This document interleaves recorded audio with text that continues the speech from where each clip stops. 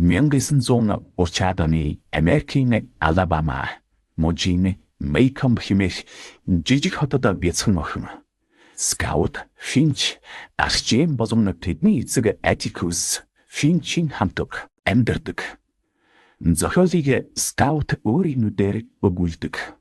Тэр цаг бол түүний хүүхэд насны хамгийн чухал гэгээлэгч бас гонигтай мөчүүдийн нэг гэж гинзэмгүй байдал шудраг бус явцтай зөрчилдсөн цаг үе байлаа. Атикус бол шудраг хүнзэг хойж нэгэн өдөр тэрээр арьсангөр ялгуурсан гадуурхдаг. Энэ хотод хар арьстай эр Том Робинсоныг хамгаалахаар шүүх хуралд оролцсон. Томыг цагаан арьстай эмэгтэй Мила юуийг хүчирхийлсэн гэж хэлсдүүлсэн байв. Атикус ялалтанд итгэхгүйч үннийг хамгаалах нь зөв гэж үздэг. Тэр зөвхөн хуйчийн хуваар бус. Эцэг хүний хуваар хүүхдүүддээ зөв зам зааж өгөхийг хүсдэг. Скаут Джейм хоёр аавынхаа шийдвэрээс болж хөршүүд. Сургуулийн найзуудаас дарамт дог шоуз амсдаг. Гэсэн ч Атикус тэдэнд төвчээр өрөвч сэтгэл зориг гэж юу болохыг заана. Тэр Скаутд хүнийг үнэхээр ойлгохыг хүсвэл түүний гутлыг өмсөд амьдралаар нь алхах хэрэгтэй гэж хэлдэг. Шүүх бол зохиолын гол үйл явдал болж хувирна. Шиди Том гин буруугүй нь тодорхой боловч цагаан арьсд шүүгчид түүнийг буруутгана. Тэгэд шийдвэр Джейм Скаут хоёрын зүрх сэтгэлийг шархлуулна. Тэд шудрагаас ялна гэж итгэж байжээ. Гэвч Атикус тэдэнд айдас мэдрэггүй байдал.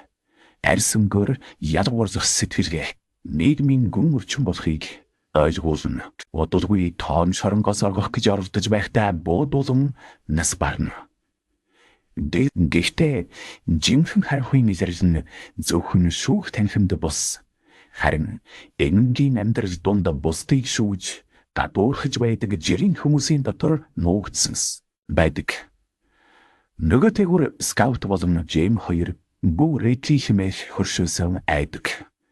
Тэд түүнийг хачин жигтэй аюултай нэгэн гэж төсөөлдөг байв. Гэвч нэгэн орой тэдний амнас аюулд ороход Бүү тэднийг аврахын тулд анх удаа Грейсээ гарч ирнэ. Энэ мөчид Скаут Бүүгийн жинхэнэ төрхийг харж аавынхаа хэлсэн өөр хүний гутлыг өмсөж үзгэсэн сургаалын гүн нүтрийг ойлгоно. Энэ бол зүгээр нэг шүүх хурлын тухай биш.